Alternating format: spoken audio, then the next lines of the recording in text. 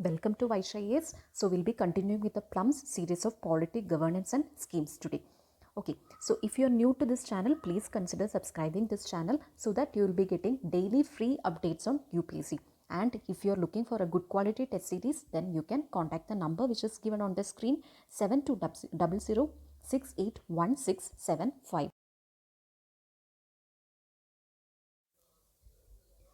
Now come to the first question. Dash instill into vast millions of workers, men and women who actually do a sense of job, a sense of partnership and cooperative performance. And the above passage relates to. And four options are given: A. Plant development, B. Community development, C. Panchayati Raj system, and fourth Integrated Development Program.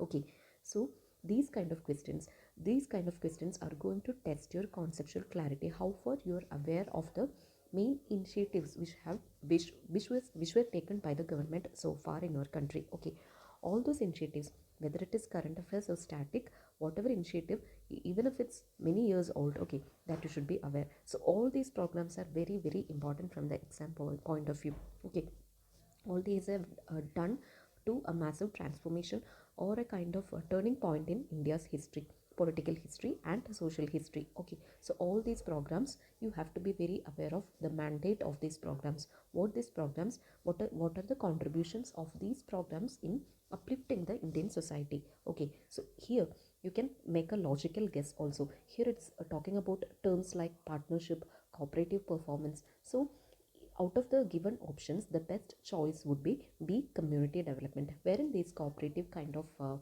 initiatives are being promoted actively. Okay, and what you can do is you can go and search this planned development option number A, C, and D. No, all those options you have to go and Google and make notes of it, because these programs are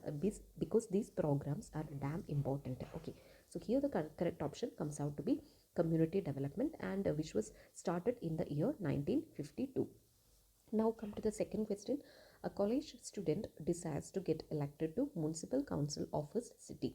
Okay, so see the grey area. The previous episode also I have said about grey area, the Panchayati Raj institutions, urban local bodies and rural local bodies.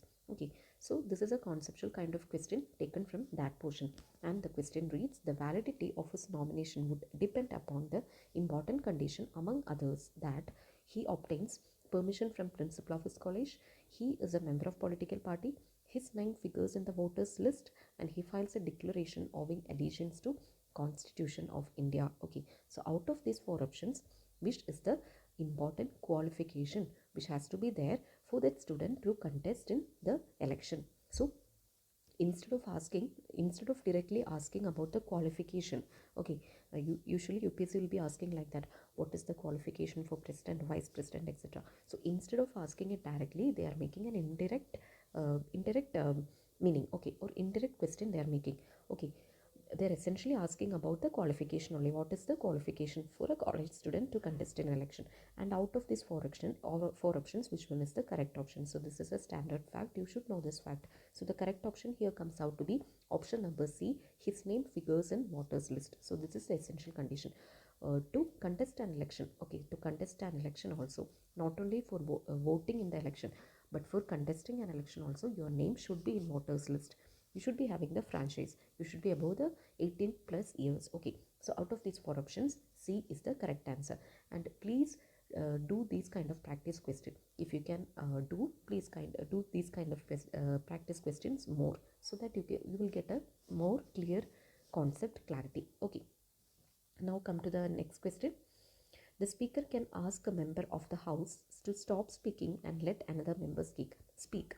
And this phenomenon is known as, so four terms are given. Okay, so in the portion parliament, in the Lakshmikant also, you can see the parliamentary proceedings. What are the parliamentary devices used? So the parliament and the related details, related institutions and related bodies, the speaker, vice president, Lok Sabha, Rajya Sabha, all these bodies and the related details are very important. Okay, so here four options are given, and yielding the floor, crossing the fort, all these terms are having certain meanings. So all those meanings you should be familiar with. Okay, so here the particular provision given here: to stop speaking and let another member speak. So speaker is the one who should maintain the decorum in the house, who should maintain the discipline in the house. So he or she should be responsible for maintaining that overall discipline.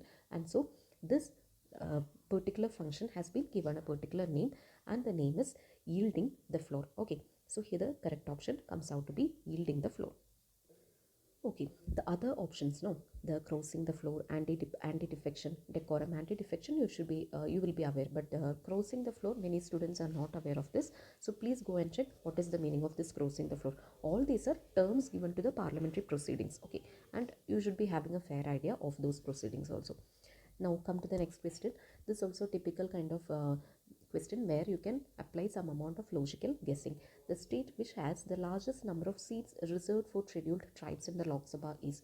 Okay, usually people are having this intention. UPSC will not be having this kind of factual questions, the superlative kind of questions, smallest, highest, largest. Okay, so even if UPSC is going to ask these questions, you can take a call, or you can take a chance to attend these questions. Okay, so here look at the options: Bihar, Gujarat, UP and Madhya Pradesh. So here you have to go in a reverse engineering manner. First you have to look at the options. Okay, so the topic of discussion here, the scope of the question here is the scheduled tribes. Okay, and in which state, out of the which state the highest number of scheduled tribes reservation has been given. This is essentially the question. Okay, so if some state has to give, if some state has to be given increased number of scheduled tribe reservation, then that state should be having fairly large population of this scheduled tribe. Okay, so out of these states you have to check, you have to make a logical guess as to